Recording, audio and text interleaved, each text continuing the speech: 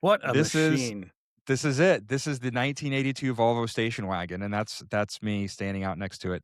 Now, that was wonderful enough, but a short time later, Please the tell me you same have it. guy, Please tell me you Jeff, have it. says, so the story goes, he wants to tie-dye the church bus, and the senior pastor, in not so many words, says, "You're out of your mind. Yeah, That no. thing sits in our parking lot. We're not gonna tie-dye the freaking bus.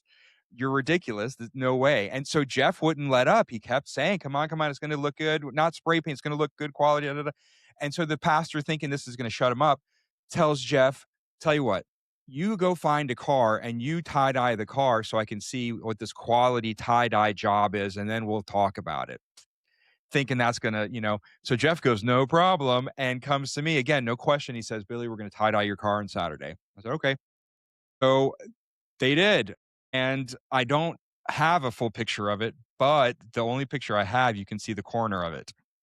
It There it is. was incredible.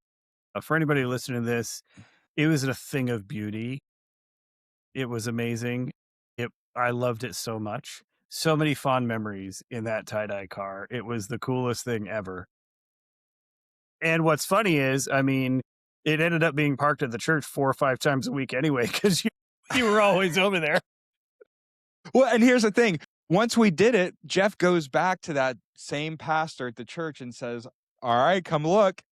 And he comes out, and I was there for this, and he comes out and looks at it, and he's like, "I'm actually impressed. You guys did a really good job." I mean, this wasn't spray paint. You can kind of see the corner in the picture. Mhm, mhm. There were sponges and paint, and there was a tie-dye t-shirt on a hanger in the parking lot so we could see what it looked like as a guide. And so the pastor said, "You guys did a really nice job. That looks so good." And so he's like, "So we're gonna tie dye the bus?" He says, "No." So that was it, man. That Yep, was it. yep, yeah. I remember distinctly riding to that car to Gwinnett Place Mall with our Jenko jeans and all kinds of shenanigans.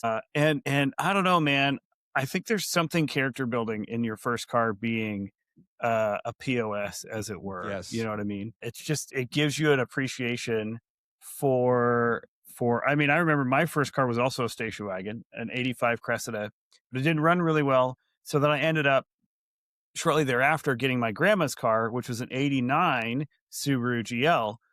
And I thought, man, this is such an upgrade, man. Mm. This is, 2 or 3 years, 4 years newer, and it was in really good shape, had low miles, also stick shift, which made me feel like a man. I think there's something about Yes. driving stick that makes you feel manly. And yeah, man, I think it's such a cool rite of passage to get your first car.